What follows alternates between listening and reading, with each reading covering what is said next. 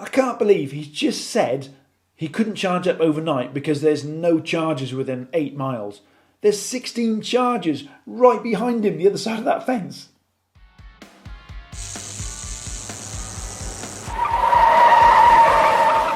Hi everybody, Rich again here from Electric Classic Cars, and today's episode is going to be a little bit different than most because Tim sent me a link last night to another YouTuber's video which was about a electric car trip that he's done from our neck of the woods up to his place, Leeds I think it was, and I thought, I'll watch it, see how we got on, because it's in our neck of the woods. I know Wales quite well, but there was, let's say, a couple of perceived negativities that he covered in that video, which I kind of want to correct him on a little bit in today's episode. So let's get into that. So this is a YouTuber called MacMaster, and we'll put a link to the video that we're talking about in the description of ours here now. And looking at his previous videos, he's either seemingly reviewing fish and chips in Tenerife or driving his Porsche Taycan around. And the journey he's doing in this episode is from St David's in southwest Wales, right the way up to Leeds, which is in the north of England. A journey of around about 280 miles, and he has to go via Mansfield, I think, as well. So, that's set the scene. Let's have a look at the video.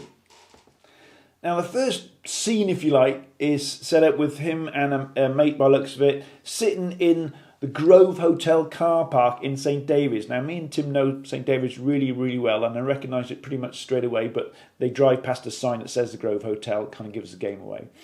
And the first perceived problem is around about 4.5 minutes in, where he says he couldn't charge up last night because the nearest chargers are 7 or 8 miles away. Well, let's look at the facts, shall we?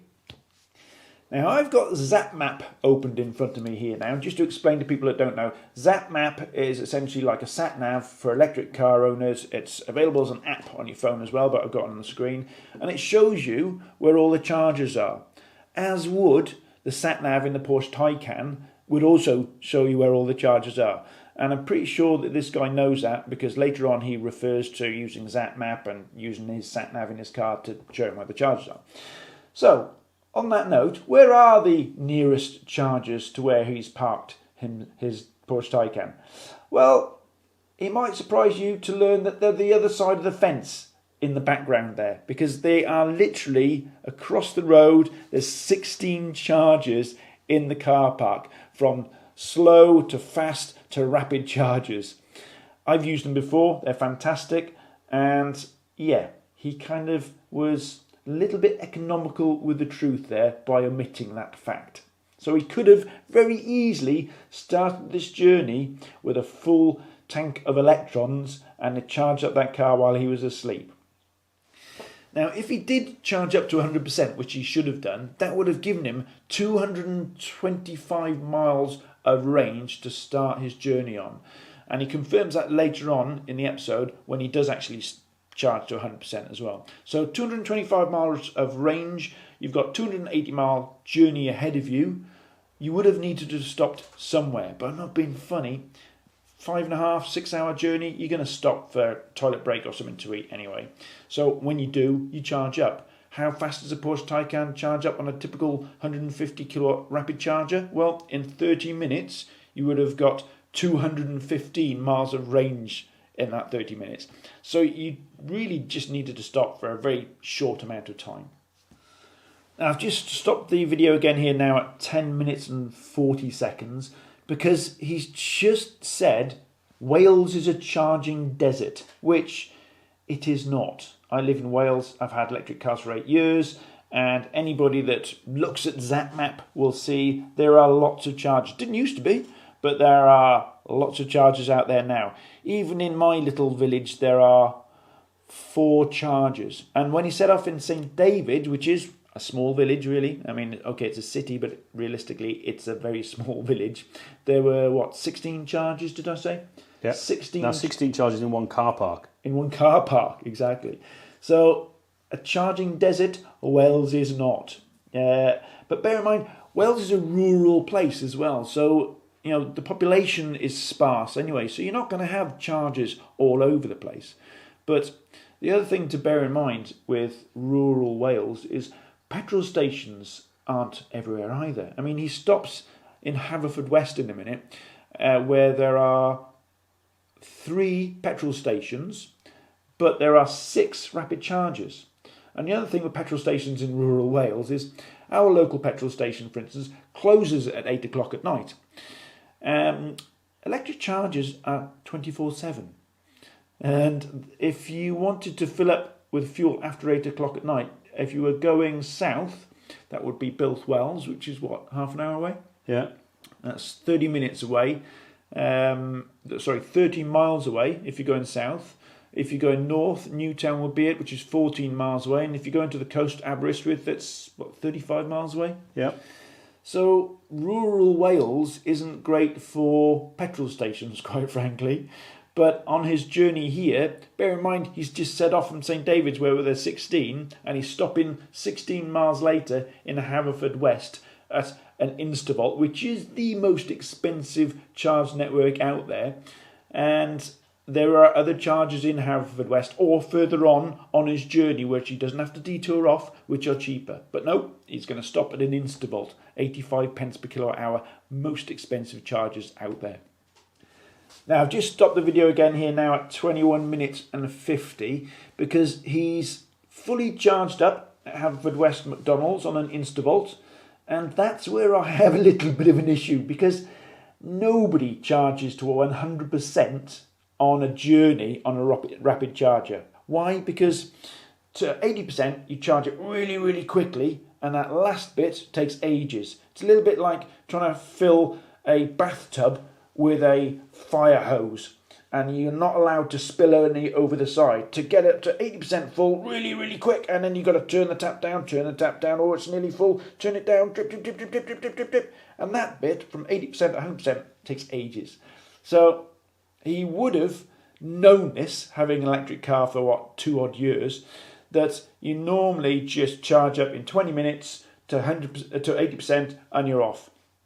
Bear in mind he didn't come in empty either, so he would have just had a short stop here to get up to 80% and on you go. But nope, he's made a meal of it and he's gone 50 minutes to charge up to 100% to make a scene around how long it took to charge up. Now, it's worth noting that there's nothing wrong with charging up to 100% if you have the time, like charging up overnight, which he should have done at the start, but charging up to 100% on journey, no. So after his stop in McDonald's, he's got a full charge now, 225 miles. Bear in mind he stopped to charge up after just 16 miles, and I think he had 68 miles when he started off in his range. So why he stopped so early, I don't know. But I'm not going to bore you with the rest of the video because it's just more of the same. But what I did notice is on one of the suggested videos next to it was another trip he did in Wales. So I clicked on that. So let's have a look at that one. So I think this shows you how much of a sucker I am for any videos on YouTube that have the word Wales in, because the title of this, and it's another video by Matt Master, we'll put a link in the description, and it's called Driving My Electric Car from North to South Wales at 20 miles an hour against a diesel car. Are EVs the future? So it's from the tip of North Wales, Prestatyn, right the way down to the tip of South Wales, which is Barry Island, and it's kind of a race with a mate of his in a diesel car. So, route-wise, Tim, you know Wales as much as me. Yeah. What's the typical route you would do from Prestatyn down to Barry Island? Well, it's pretty much a straight line as far as any road's going to be straight in Wales. That's true. But Yeah. you'd do, you'd go Chester, Yep. Wrexham, Oswestry, Welshpool, Bilth-Wells, Yep. Merthyr Tydfil, Cardiff, Barry Island. Yeah. So the main trunk road from North to South Wales, Yeah. which is around about 180 odd miles, takes you around about 4 hours, just over 4 hours to do. Yeah. Okay. Do you think that's the route they took? Probably not. Probably not is correct. Let's have a look at where on earth they went. Now, Tim's absolutely right. If this was a true race, not just a Top Gear pretend scripted type race, then you would indeed take the main trunk road from North to South Wales. But that's not the route they took. Or at least this is not the route the EV guy in the Taycan took. So this guy went literally around the houses. He took a route which I've marked in yellow on the map. The normal route you take is in red. And he went through B roads, windy B roads, through mountains, through to near Corwen, right the way over to Dolgellau, West Wales, and then back again. Now, the reason why I think he's done this is to highlight 20 mile an hour zones, of which there will be loads there because you're travelling through lots of little tiny villages in Wales. And the trunk road would have hardly any because it's your main trunk road, dual carriageways, main roads, etc. So that's the reason why I think he went that way. But as far as time-wise is concerned, how much longer do you reckon he took to go that route? At least an hour. At least an hour. Yes, maybe even more. So that route there would have taken a lot longer than just going the main road route, that's for sure. Now, charging wise, so the McMaster said he started, I think, with 130 mile range, which would have got him around about 3/4 of the way down. And looking at the map here, I've marked all the rapid chargers along that route. There's quite a few. But he went a really odd route and he stopped off at Rig, which is quite soon.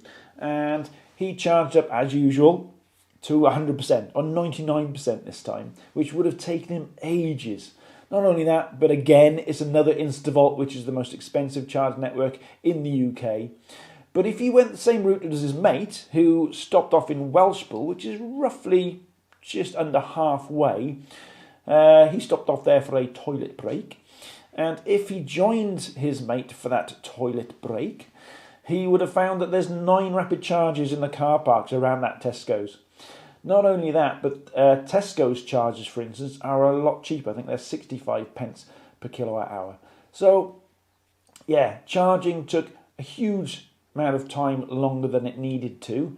And it was at another really expensive Instavolt charger. So you can see what he's trying to do here. So I think it's pretty clear that winning this race was not high on the priority list for the McMaster.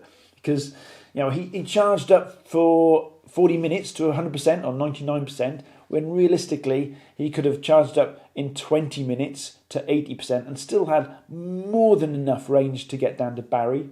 And then he went off a ridiculous detour into the deepest, darkest depth of Wales through little B roads and villages just to highlight the 20 mile an hour zone. And again, that wasted him probably another hour. So that's an hour and 20 minutes he's wasted on just trying to do that. And he arrived in Barry 40 minutes after Jeff. So if he took the main trunk road down and had a short stop in Welshpool, like Jeff did, and just topped up while he had a toilet break, he would have probably arrived 40 minutes before Jeff. Now, I should be clear here.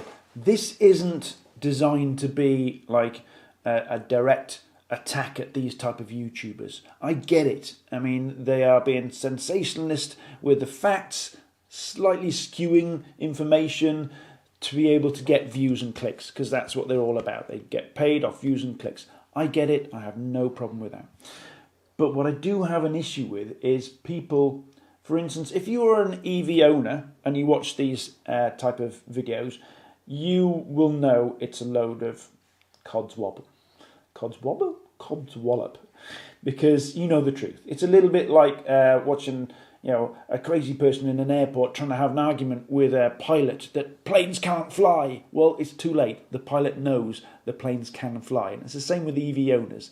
And this guy calls them evangelists, which, I don't get somebody that is just correcting somebody that's incorrect with facts and is then called an evangelist, which is apparently a derogatory term. But actually, it's about time. There's a question for you below, all you EV owners. It's about time we had an equal and opposite name for ICE drivers. So, comments below. What should we call ICE drivers that are vehemently opposed to EVs for no logical reason whatsoever? I'll start one off. How about ICE ages? Tim, you got confused? Have you got a? I haven't got one now. No, I'll have a think. Have a think, right? So, comments below. What's the equivalent of an evangelist for an ICE owner? So, yeah, I don't have an issue with these videos. I understand why they're made. It's just that they are pushing potentially dangerous misinformation to people who are not EV owners that knows it's a load of rubbish, but people who are considering buying an EV are probably watching these things and believing every word that comes out their mouth. And that's where I have a problem, especially when they outwardly lie to make their point, with going back to the start of the episode when he's saying, oh, the nearest charger is 7 or 8 miles away, when clearly they're just the other side of the fence and he could have charged up to 100% overnight while he was at the hotel. So I guess what I'm trying to say here is, if you're going to make any informed decision in life, just do your homework. Don't take the first comment on TripAdvisor when you go in somewhere, for instance. You look at a number of different things and speak to people, a number of different people who have real world experience of things. So there you go. I hope you enjoyed this episode, guys, and we'll see you on the next one.